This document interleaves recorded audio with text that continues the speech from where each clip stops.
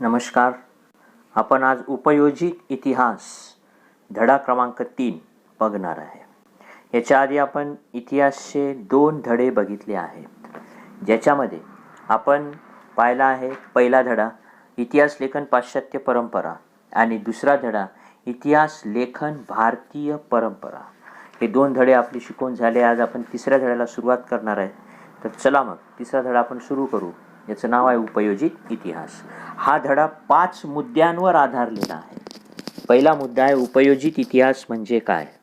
दुसरा आहे उपयोजित इतिहास आणि विविध विषयातील संशोधन. तिसरा आहे उपयोजित इतिहास आणि वर्तमान काळ. चौथा आहे सांस्कृतिक आणि नैसर्गिक वारशाचे व्यवस्थापन आणि पाचवा आहे संबंधित व्यावसायिक क्षेत्र. तर आपण आज पहिला भाग बघणार आहे. उपयोजित इतिहास म्हणजे काय. नंबर 1 पहिला मुद्दा आहे. आता उपयोजित इतिहास म्हणजे काय. आता उपयोजित इतिहास ही जी संज्ञा आहे, या संज्ञेसाठी एक पर्यायी शब्दप्रयोग आहे ज्याचं नाव आहे जनांसाठी इतिहास, ज्याला पब्लिक हिस्ट्री असं देखील म्हणतात. आता भूतकाळातील घटना संबंधीचे जे ज्ञान आहे ते इतिहासाद्वारे आपल्याला प्राप्त होते, आपल्या सगळ्यांना माहीत आहे. मग त्या ज्ञानाचा उपयोग वर्तमान काळात आणि भविष्य काळात सर्व लोकांना कसा होईल याचा विचार उपयोजित इतिहास या विषयाद्वारे केला जातो. म्हणजे उपयोजित इतिहासामध्ये काय आहे नेमकं हे कळालं तुम्हाला, की आपल्याला इतिहासाद्वारे जे ज्ञान मिळालं आहे त्या ज्ञानाचा वापर आपण वर्तमान काळात आणि भविष्य काळात सर्व लोकांच्या कल्याणासाठी कसा करू याचा विचार उपयोजित इतिहासामध्ये केला जातो. उदाहरण जर सांगायचं झालं तर आता सध्या कोरोना आहे. कोरोनाचं उदाहरण घ्या तुम्ही. आता कोरोनाची खरी सुरुवात कुठं झाली तर चीनमधील वुहान या शहरामध्ये झाली. चीनमधील वुहान या शहरामध्ये कोरोनाची लागण सुरू झाली. हे आपल्या सगळ्यांना माहिती आहे डिसेंबरमध्ये. आणि मग तिथून हा कोरोना संपूर्ण जगभर पसरला आज. पण आज वुहान किंवा चीनमध्ये कोरोनाची लागण तेवढी नाही आहे. त्यांनी त्याच्यावर उपाययोजना केल्या. म्हणजे कोरोना हा वुहानमध्ये झाला होता ही एक घटना आहे भूतकाळातील. त्या घटनेचं ज्ञान आपण आज घेतलं आहे. मग वुहान शहरामध्ये किंवा चीनमध्ये कोरोनाचा प्रसार रोखण्यासाठी तिथल्या लोकांनी काय उपाययोजना केल्या तर त्यांनी संपूर्ण शहरे सॅनिटायझर केलं, लॉकडाऊनचा वापर केला, लोकांना मास्क वापरण्यावर बंदी घातली, सॅनिटायझरने हात धुवा, वारंवार आपले दिवसातून 2-3 वेळेस हात धुवा, त्याच्यानंतर मास्क वापरा, याचा वापर त्यांनी केला आणि कोरोना या रोगावर त्यांनी मात केली. आता ही घडलेली घटना आहे. म्हणजे भूतकाळात घडलेल्या घटनासंबंधीचे ज्ञान आपल्याला आज मिळालं आहे. मग त्याचा उपयोग आपण आज तेच करतो आहे. आज भारतात, संपूर्ण भारतामध्ये, जगाच्या पाठीवर सगळीकडे कोरोना पसरला आहे. मग भारतामध्ये देखील आपल्याला सांगण्यात आलं आहे सरकारद्वारे की नाही सॅनिटायझरने वारंवार हात धुवा, त्याच्यानंतर मास्कचा वापर करा, त्याच्यानंतर सोशल डिस्टन्सिंग पाळा आणि एकमेकांशी बोलत असताना कमीत कमी 5-6 फुटाचं अंतर ठेवा. म्हणजे चीनमध्ये ज्या पद्धतीने या गोष्टी केल्या त्या गोष्टी आपण केल्या आहे. कारण चीनमध्ये भूतकाळात घडून गेलेल्या घटनेचं हे ज्ञान होतं. त्या ज्ञानाचा वापर आपण आज इकडे वर्तमान काळामध्ये करतो आहे, कारण आपल्या भागामध्ये आज कोरोना आहे आणि भविष्य काळातही याच पद्धतीने त्याचा वापर केला जाईल. म्हणजे सर्व लोकांच्या फायद्यासाठी याचा विचार केला गेला. हे आहे उपयोजित इतिहास. हे सगळ्यांना तुम्हाला कळालं. तर उपयोजित इतिहास म्हणजे नेमकं काय आहे तर वर्तमानातील सामाजिक आव्हानांवर उपाययोजना करणे हे उपयोजित इतिहासाचं महत्त्वाचं उद्दिष्ट आहे. की मिळालेले जे ज्ञान आहे भूतकाळातून त्याचा वापर कशासाठी करायचा आहे तुम्हाला तर लोकांसाठी करायचा आहे. आता अजून एक जास्तीची माहिती आहे खाली चौकटीमध्ये तुम्हाला दिलेली आहे. ती पाहण्याच्या आधी अजून बघा की सामाजिक उपयुक्ततेचे निर्णय घेणे यासारख्या गोष्टींसाठी पूर्वी केलेल्या घटनाचे विश्लेषण दिशादर्शक ठरते. म्हणजे आपल्याला दिशा दाखवली चीनने की असं असं केल्याने कोरोना जातो, त्याचा वापर आपण आज करतो आहे. त्यासाठी इतिहासाचं ज्ञान आवश्यक असते. आता खाली एक चौकट दिली आहे पिवळ्या रंगाची, त्याच्यात तुम्हाला सांगितलं आहे जनांसाठी इतिहास. आता इतिहास या विषयाविषयी लोकांच्या मनात अनेक गैरसमज आहेत आज. उदाहरणार्थ गैरसमज कोणता आहे तर इतिहास हा विषय फक्त कोणासाठी आहे असं समजल्या जाते तर इतिहासकारांसाठी आहे. इतिहास इतिहास या विषयाचा अभ्यास करू इच्छिणाऱ्या विद्यार्थ्यांसाठी फक्त इतिहास विषय आहे का? कारण दैनंदिन जीवनात इतिहासासारख्या विषयाचा काहीही उपयोग नसतो असा गैरसमज आहे. इतिहासासारखा जो विषय आहे तो आर्थिकदृष्ट्या उत्पादक क्षेत्राशी जोडल्या जाऊ शकत नाही. म्हणजे इतिहासाचा अभ्यास केल्याने तुम्हाला कोणते आर्थिक फायदे होणार नाहीत. इतिहासाविषय फक्त ऐतिहासिक इतिहासाचा अभ्यास करणाऱ्या लोकांसाठीच असतो. इतिहास विषयाचा अभ्यास करणाऱ्या विद्यार्थ्यांसाठीच असतो. हे सगळे गैरसमज आहेतच. अशा गैरसमजावर मात करत इतिहासाची नाळ लोकांच्या वर्तमानातील जीवनसरणीशी जोडणारे क्षेत्र म्हणजे काय, त्याला म्हणतात जनांसाठी इतिहास. म्हणजे हे जे गैरसमज आहे हे दूर करायचे आणि इतिहासाचं महत्त्व लोकांना सांगायचं. याच्यासाठी वर्तमानातील जीवनसरणीशी जोडणारं क्षेत्र म्हणजे जनांसाठी इतिहास आहे. आता याच्यासाठी परदेशामध्ये अनेक विद्यापीठांमध्ये जनांसाठी इतिहास या विषयावर अभ्यासक्रम शिकवले जातात. तसं भारतातही आहे. बंगळुरू येथे Srishti institute of art design and technology नावाची संस्था आहे बंगळुरूमध्ये. ही संस्था आज सेंटर फॉर पब्लिक हिस्ट्री हा स्वतंत्र विभाग येथे आहे आणि तेथे या विषयातील विविध प्रकल्प आणि संशोधनाचं काम चालते. म्हणजे काय केलं जाते की इतिहास या विषयातील गैरसमज दूर करण्यासाठी इथे अशी एक संस्था सुरू करण्यात आली आहे भारतात, बंगळुरू येथे, आणि इथे हे शिकवले जाते. आणि इतिहासाची नाळ लोकांच्या वर्तमान काळातील जीवनसरणीशी जोडल्या जाते. ते आहे जनांसाठी इतिहास. आणि असे विविध विषय परदेशात विविध विद्यापीठामध्येही शिकवले जातात. तसाच विषय भारतातही शिकवला जातो. शहराचं नाव लक्षात ठेवा, बंगळुरू. त्याच्यानंतर या संस्थेचं नाव लक्षात ठेवा, Srishti institute of art design and technology. आणि कोणता स्वतंत्र विभाग आहे, सेंटर फॉर पब्लिक हिस्ट्री. आता त्याच्यानंतरचा वरचा पॅरेग्राफ बघा. आता उपयोजित इतिहासाच्या क्षेत्रात केवळ तज्ज्ञ व्यक्तींचाच नव्हे तर सर्वसामान्य लोकांचाही विविध अंगाने सहभाग असू शकतो. म्हणजे उपयोजित इतिहासामध्ये फक्त केवळ तज्ज्ञ व्यक्तीच असतात असे नाही, तर सर्वसामान्य लोकांचा विविध अंगाने त्याच्याशी सहभाग असू शकतो. जसं उदाहरणार्थ संग्रहालय आहे, उदाहरणार्थ प्राचीन स्थळे आहे, यांना भेट देणारे पर्यटक या नात्याने त्यांचा सहभाग महत्त्वाचा असतो. आपण प्रत्येकजण संग्रहालयाला भेटी देतो, प्राचीन स्थळांना भेटी देतो, किल्ल्यांना भेटी देतो. तिथं गेल्यानंतर काय करतो आपण, तर संग्रहालयात गेल्यानंतर तिथला जो गाईड असतो आपल्याला संग्रहालयाची माहिती सांगतो. प्राचीन स्थळांना भेटी गेल्यानंतर तिथला गाईड आपल्याला त्याची माहिती सांगतो. एखाद्या किल्ल्याला भेटी द्यायला गेलं तर त्या किल्ल्याची माहिती आपल्याला मिळते. म्हणजे तिथं आपण भेटी द्यायला जातो म्हणजे त्याचा इतिहास जाणून घेण्यासाठी जातो. म्हणजेच उपयोजित इतिहासाच्या क्षेत्रात आपला तिथं काय आहे, मग सहभाग आहे. पर्यटनामुळे लोकांच्या मनात इतिहासाविषयी काय निर्माण होते, आवड निर्माण होते. मग आणि आवड निर्माण व्हायला लागली की मग समाज मनामध्ये इतिहासाची जाणीव निर्माण होते. आणि जेव्हा इतिहासाविषयी जाणीव निर्माण झाली, आवड निर्माण झाली, तेव्हा काय घडते, तर जेव्हा मग आपल्या स्वतःच्या शहरात किंवा स्वतःच्या गावात एखादी जर ऐतिहासिक वास्तू असेल, एखादा किल्ला असेल, एखादी लेणी असेल, तर त्या प्राचीन स्थळांचं जतन आणि संवर्धनाच्या प्रकल्पामध्ये आपण सहभाग घेतो. म्हणजेच आपण उपयोजित इतिहासाच्या क्षेत्रात विविध अंगांनी सहभाग घेतला असं आपण म्हणू शकतो. म्हणजे उपयोजित इतिहास याचा अर्थ तुम्हाला कळाला आहे आता, की भूतकाळातील घटनासंबंधीचे जे ज्ञान आहे ते इतिहासाद्वारे प्राप्त होते. त्याचा उपयोग वर्तमान काळात आणि भविष्य काळात सर्व लोकांसाठी कसा होईल याचा विचार उपयोजित इतिहासात केला जातो. त्याच्यामुळे उपयोजित इतिहासाच्या क्षेत्रात व्यक्ती विविध अंगांनी सहभागी होऊ शकतो. संग्रहालयाला भेटी द्यायला गेल्यानंतर, प्राचीन स्थळांना भेटी द्यायला गेल्यानंतर पर्यटक या नात्याने आपला सहभाग तिथं महत्त्वाचा असतो. मग उपयोजित इतिहास आणि विविध विषयांमधील संशोधन. आता आपला 3.1 हा एक मुद्दा इथं पूर्णपणे आपला संपला आहे. याच्यामध्ये आपण काय बघितलं, याच्यामध्ये प्रश्न येतो याच्यावर एक, उपयोजित इतिहास म्हणजे काय, तर त्याचं उत्तर लिहिता आलं पाहिजे. उपयोजित इतिहास या संज्ञेसाठी दुसरा पर्यायी शब्द कोणता आहे, तर उपयोजित इतिहास या संज्ञेसाठी दुसरा पर्यायी शब्द आहे जनांसाठी इतिहास. इतिहास आणि उपयोजित इतिहास दोघांमध्ये फरक आहे.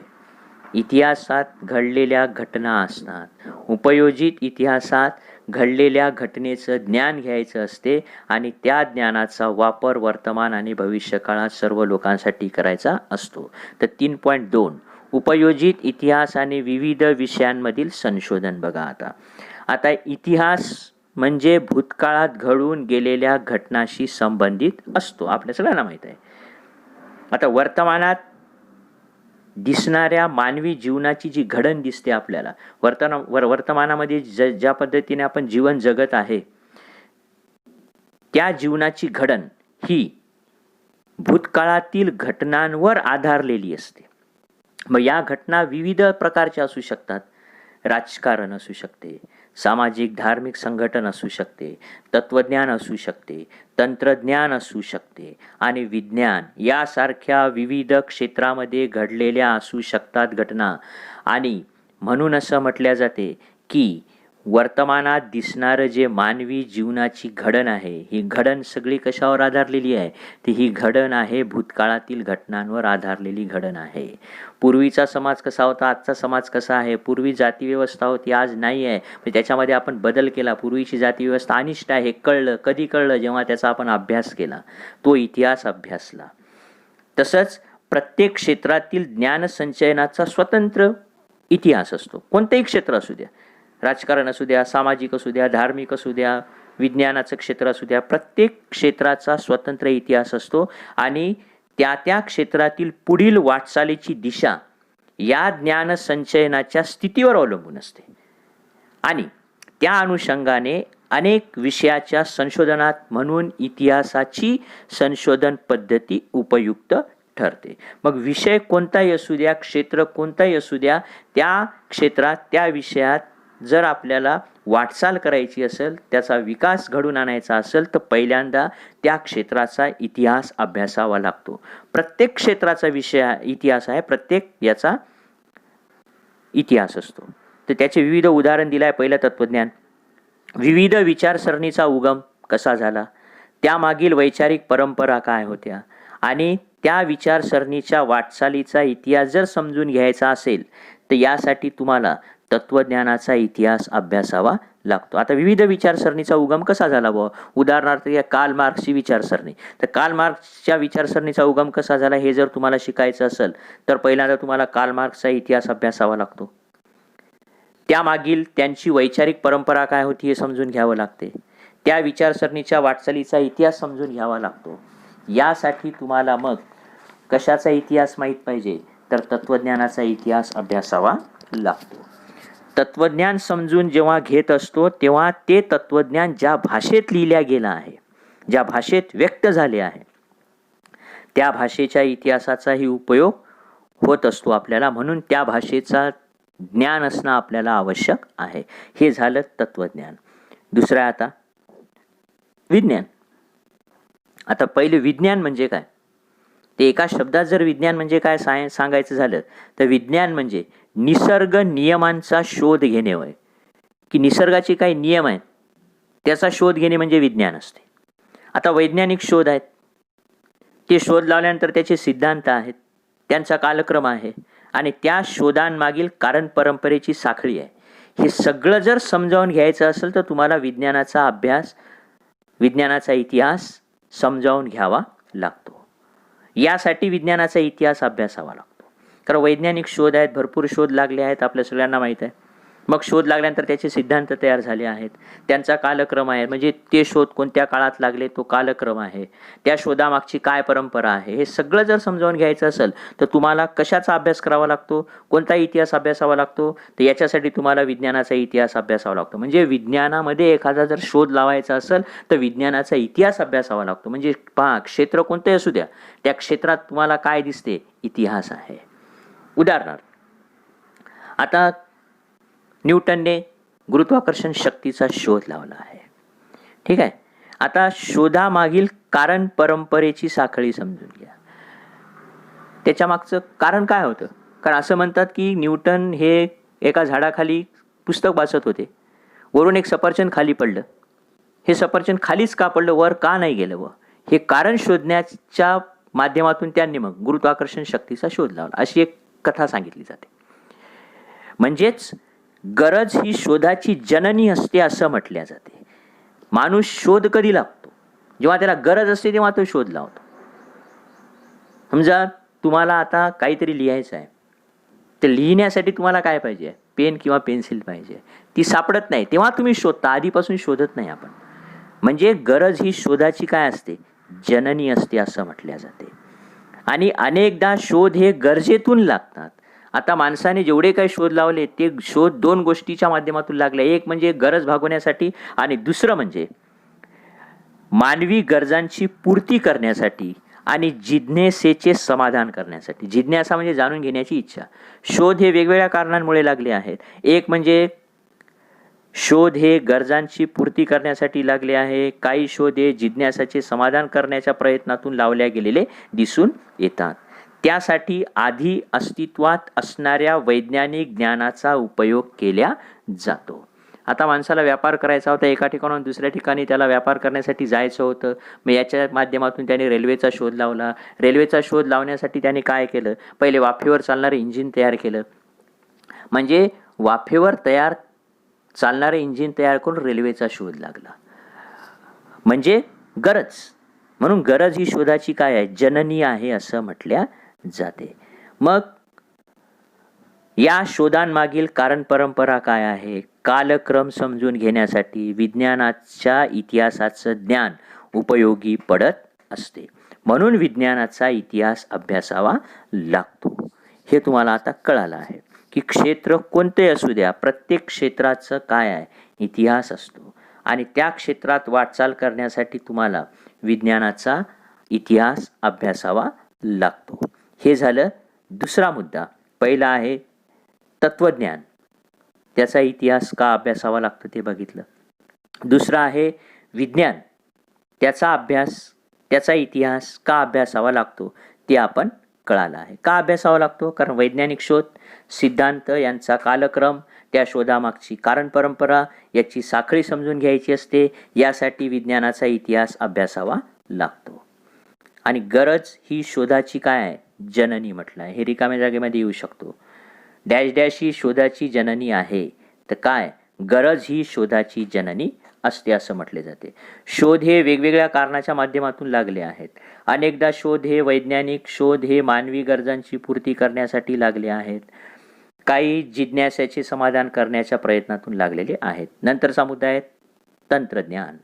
आता कृषी उत्पादन, वस्तूचे उत्पादन, स्थापत्य म्हणजे बांधकाम, अभियांत्रिकी इत्यादींमध्ये होत गेलेले बदल, त्यामागील कारण परंपरेची साखळी समजावून घेणे यासाठी तुम्हाला तंत्रज्ञानाचा अभ्यास करावा लागतो. आता तंत्रज्ञानाचा अभ्यास कशाला करावा लागतो? कृषी उत्पादन. पूर्वी कृषी उत्पादन कसं घेतलं जायचं? शेतीमध्ये उत्पादन कसं घेतलं जायचं? तर मनुष्यबळाचा वापर करून. वस्तूचं उत्पादन कसं घेतलं जायचं? तर पहिले हस्तउद्योग होते. स्थापत्य, पहिलेची बांधकामाची पद्धत वेगळी होती. इत्यादीमध्ये आज बदल होत गेले. आज मनुष्यबळाचा कमी वापर केला जातो. शेतीमध्ये यांत्रिक शक्तीचा जास्त वापर केला जातो. आज हाताने तयार वस्तू जास्त तयार होत नाहीत. आज यंत्राच्या माध्यमातून वस्तू तयार होतात. आजची स्थापत्य म्हणजे बांधकामाची पद्धत वेगळी आहे, पूर्वीची वेगळी होती. इत्यादीमध्ये आज बदल झालेले दिसतात. मग या मागील कारण परंपरेची साखळी समजून घेणे आवश्यक असते. म्हणून आपल्याला तंत्रज्ञानाचा अभ्यास करावा लागतो. तंत्रज्ञानाचा इतिहास अभ्यासावा लागतो. आता वैज्ञानिक शोध आणि तंत्रज्ञानातील प्रगती हे परस्परावर अवलंबून आहे. पहिले विज्ञान आहे, मग तंत्रज्ञान आहे. पहिले गोष्टीचा शोध लागला आणि त्या शोधाचा वापर माणसाने आपल्या प्रगती करण्यासाठी केल्या गेल्या. जसं उदाहरणार्थ वाफेमध्ये प्रचंड शक्ती आहे, माणसाने शोधलं. या वाफेच्या शक्तीचा वापर करून रेल्वे इंजिन तयार केलं. म्हणजे विज्ञान आणि तंत्रज्ञान. विज्ञान आणि तंत्रज्ञान हे परस्परावलंबी आहे असं म्हटल्या जाते. त्याच्यानंतर मानवाच्या उत्क्रांतीच्या वाटचालीतील दगडी हत्यारे घडविण्यापासून ते कृषी उत्पादनाच्या विकासापर्यंत त्याला समजलेले विज्ञान आणि त्यावर आधारलेले तंत्रज्ञान अत्यंत महत्त्वाचे होते. पूर्वी आदिमानव होता. आदिमानवाने दगडापासून हत्यारे तयार केली. पहिलं दगडी हत्यार होतं हात कुऱ्हाड, दगडापासून तयार केलेलं. पण माणसाने जशी जशी प्रगती केली तशी तशी त्याच्या वाटचालीमध्ये, त्याच्या घडणीमध्ये तुम्हाला वेगवेगळे बदल झालेले दिसून येतात. म्हणजे कृषी उत्पादनाच्या विकासापर्यंत ते बदल झालेले दिसतात. पूर्वीची शेती वेगळी होती, आजची शेती वेगळी आहे. पुढे विज्ञानाच्या प्रगतीमुळे उत्पादन प्रक्रियांचे यांत्रिकीकरण झालं. आज उद्योगामध्ये यांत्रिकीकरण झाले दिसते तुम्हाला. कारखान्यातून वस्तू तयार होताना दिसते. ते कसे होत गेले हे जर अभ्यासायचं असेल, याचा शोध जर घ्यायचा असेल तर तुम्हाला तंत्रज्ञानाचा इतिहास अभ्यासावा लागतो. विज्ञान आणि तंत्रज्ञान हे कसेच नेहमी एकमेकावर अवलंबून असतात हे समजण्यासाठी तंत्रज्ञानाचा इतिहास समजून घेणे आवश्यक आहे. त्यानंतर आहे उद्योगधंदे आणि व्यापार. उद्योग आणि व्यापार यामुळे मानवी समाजांमधील परस्पर व्यवहाराचं क्षेत्र नेहमी विस्तारते. बघा आता, उद्योग आणि व्यापारामुळे मानवी समाजाचं जे क्षेत्र आहे ते विस्तारते. कारण उद्योगामुळे एका व्यक्तीचा एका समाजाचा दुसऱ्या समाजाशी, एका व्यक्तीचा दुसऱ्या व्यक्तीशी संपर्क येतो. त्यामुळे सांस्कृतिक संबंधाचे जाळेही सतत विकसित होत राहतात. का एका भागातून व्यक्ती दुसऱ्या भागामध्ये जातो, त्यामुळे एका भागातील संस्कृती दुसऱ्या भागामधील लोकांना कळते. म्हणजे सांस्कृतिक क्षेत्रही काय झालं, विस्तारलं. कशामुळे? तर उद्योग आणि व्यापारामुळे. आणि उद्योगधंदे आणि व्यापाराच्या व्यवस्थापनाचा एक भाग असतो. म्हणजे उद्योगधंदे आणि व्यापाराच्या व्यवस्थापनाचा एक भाग आहे. त्यांचा इतिहास समजून घेणे हे महत्त्वाचे असते. आता इंग्रज भारतात व्यापार करण्यासाठी आले होते. ते इकडे आले त्यामुळे आपल्याला त्यांची संस्कृती कळाली. ते इकडे आले त्यामुळे त्यांना आपली संस्कृती कळाली. म्हणजे व्यापाराच्या माध्यमातून सांस्कृतिक क्षेत्राचाही विस्तार होतो. बाजार आणि व्यापार यांचे स्वरूप आज बदलत गेले आहे. पूर्वीचा बाजार पहा, पूर्वीचा व्यापार पहा कसा होता, आजचा पहा, याच्यामध्ये बदल होत गेला. हा सगळा बदल जर तुम्हाला अभ्यासायचा असेल तर तुम्हाला पहिल्यांदा उद्योग आणि व्यापार यांचा इतिहास अभ्यासावा लागतो. पूर्वीचे उद्योग कसे होते ते अभ्यासावं लागते. पूर्वीचा व्यापार कसा होता ते अभ्यासावं लागते. या सर्वांमागील मानवी नात्याचे स्वरूप आणि समाज रचनाही बदलत गेलेली तुम्हाला मग दिसून येते. हा सर्व प्रवास समजण्यासाठी सांस्कृतिक घडण पूर्वीच्या काळातली कशी होती, सामाजिक रचना कशी होती, आर्थिक व्यवस्था कशी होती, याचा अभ्यास अभ्यासावा लागतो. त्यानंतर आहे व्यवस्थापन शास्त्र. उत्पादनाची संसाधने, मनुष्यबळ आणि उत्पादनाच्या विविध प्रक्रिया, बाजार आणि विक्री यांच्या व्यवस्थापनाच्या साखळीत भूतकालीन यंत्रणा कशा होत्या हे समजावून घेणे आवश्यक असते. म्हणजे पूर्वी उत्पादनाची संसाधने कशी होती, मनुष्यबळाचा वापर कसा केला जायचा, उत्पादनातील विविध प्रक्रिया कशा होत्या, बाजार कसा होता, विक्री कोणत्या पद्धतीने केली जायची, ही सगळी व्यवस्थापनाची साखळी जर समजून घ्यायची असेल तर पूर्वीच्या भूतकाळातील घडलेले व्यवस्थापन आपल्याला समजून घेणं आवश्यक असते. या साखळीत जे लोक गुंतलेले होते त्या गुंतलेल्या विविध स्तरावरील लोकांची परंपरागत मानसिकता समजून घ्यावी लागते. ज्या वेगवेगळ्या सामाजिक आणि आर्थिक संस्थांच्या संघटनेवर अवलंबून असतो त्याचा इतिहास समजला की वर्तमानात विविध पातळीवरील व्यवस्थापन करणे सोपे जाते. म्हणजे पूर्वीचं व्यवस्थापन कसं लोक करत होते हे जर आपण आज केलं, त्या पद्धतीने जर व्यापार केला तर आपल्याला खूप मोठा आधार मिळतो. त्यानंतर आहे कला. आज विविध कला क्षेत्रामध्ये अभिव्यक्ती आणि त्यामागील वैचारिक, भावनिक, सांस्कृतिक परंपरांच्या आधाराने झालेला कलांचा विकास समजून घेणे महत्त्वाचे असते. म्हणजे पूर्वीच्या, आज जर कलेमध्ये विकास घडवायचा असेल तर पूर्वीच्या कला ज्या होत्या त्या कलांचा विकास कसा होत गेला हे समजून घेणं आवश्यक असते. कोणत्याही कलाविष्काराचे मर्म, कोणत्याही कलाकृतीच्या निर्मात्याची मानसिकता आणि विशिष्ट कलाशैलीच्या विकासाचा क्रम सांस्कृतिक इतिहासाच्या अभ्यासाद्वारे समजू शकतो. समजा एखादा कलाकार आहे, त्याने एखादी कला निर्माण केली आहे, किंवा एखादा चित्रकार आहे, त्याने एखादं चित्र काढलं आहे. ते चित्र काढत असताना त्याची मानसिकता काय होती हे समजून घ्यायचं असेल तर त्याचा इतिहास पहिले आपल्याला माहीत असणं आवश्यक आहे. आणि म्हणून विशिष्ट कलाशैलीच्या विकासाचा क्रम सांस्कृतिक इतिहासाच्या अभ्यासाद्वारे समजू शकतो. म्हणजे कोणतंही क्षेत्र असू द्या, त्याचा विकास कसा होत गेला हे जर समजून घ्यायचं असेल तर त्याचा पहिल्यांदा तुम्हाला इतिहास समजून घेणं आवश्यक असते. हा आहे आपला 6वा मुद्दा. म्हणजे आत्तापर्यंत आपण तत्वज्ञान, विज्ञान, तंत्रज्ञान, उद्योग आणि व्यापार, व्यवस्थापनशास्त्र, कला हे विविध विषय बघितले. त्याचा अभ्यास जर करायचा असेल, त्याचा विकास समजून घ्यायचा असेल तर त्यांचा इतिहास समजून घेणे आवश्यक आहे. आणि शेवटचा मुद्दा आहे मानव्य ज्ञान शाखा. आता माणसाला विविध ज्ञानशाखेच्या माध्यमातून ज्ञान मिळते, ज्याच्यामध्ये इतिहास आहे, पुरातत्व आहे, समाजशास्त्र आहे, मानवशास्त्र आहे, राज्यशास्त्र आहे, अर्थशास्त्र आहे. यासारख्या ज्ञानशाखांचा उगम आणि त्यांचा विकास यांचा इतिहास समजून घेणे हे या ज्ञानशाखाच्या अभ्यासाचा आवश्यक भाग आहे. तुम्हाला जर पुरातत्व या शाखेचा अभ्यास करायचा असेल तर तुम्हाला पुरातत्वाचा इतिहास समजून घ्यावा लागतो. समाजशास्त्र याचा अभ्यास करायचा असेल तर समाजशास्त्राचा इतिहास तुम्हाला माहीत असला पाहिजे. तत्वज्ञान ही विज्ञान आणि इतर सर्वच ज्ञानशाखेची जननी मानल्या जाते.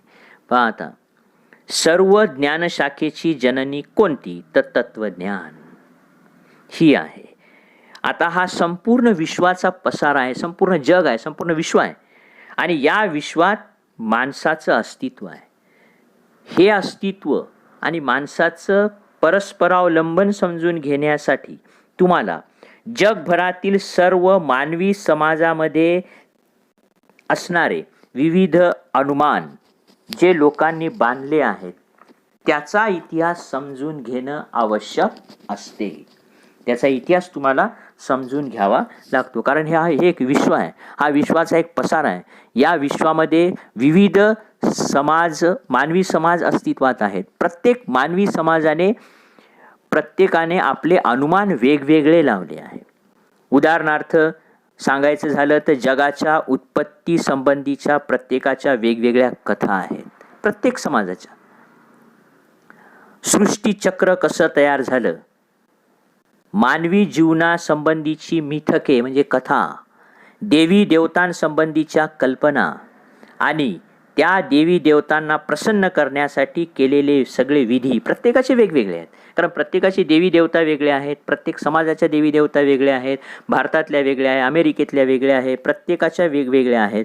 तर प्रत्येकाच्या कथा मग वेगवेगळ्या असतील. देवी देवतांना प्रसन्न करण्यासाठी केलेले वेगवेगळे विधी आहेत. मग त्यासंबंधीचे तात्विक विवेचन हे जर समजून घ्यायचं असेल तर तुम्हाला याचा सगळ्याचा इतिहास अभ्यासावा लागतो. म्हणजे इथं वर उल्लेख केलेल्या जेवढ्या काही मानव्य ज्ञानशाखा आहेत विविध, त्या विविध ज्ञानशाखांच्या विकासाला तत्वज्ञानातील सिद्धांतांचा पाया आहे आणि इतिहासाच्या आधारे या वाटचालीचे आकलन आपल्याला होऊ शकते. मग आपण ऐकतो किंवा पाहतो की विविध वेगवेगळ्या राजांनी वेगवेगळ्या देवतांना प्रसन्न करण्यासाठी वेगवेगळे यज्ञ केलेत, विधी केल्यात. हे केलं असेल नसेल केलं हे आपल्याला माहीत नाही, पण ते आपण ऐकतो, पाहतो. हे पाहतो ऐकतो म्हणजे त्यांचा इतिहास आपण जाणून घेतो. म्हणजे कोणतीही शाखा असू द्या, कोणती ज्ञानशाखा असू द्या, त्याचा इतिहास असतो. पुढचा 3.3 हा भाग पुढच्या पिरियडला.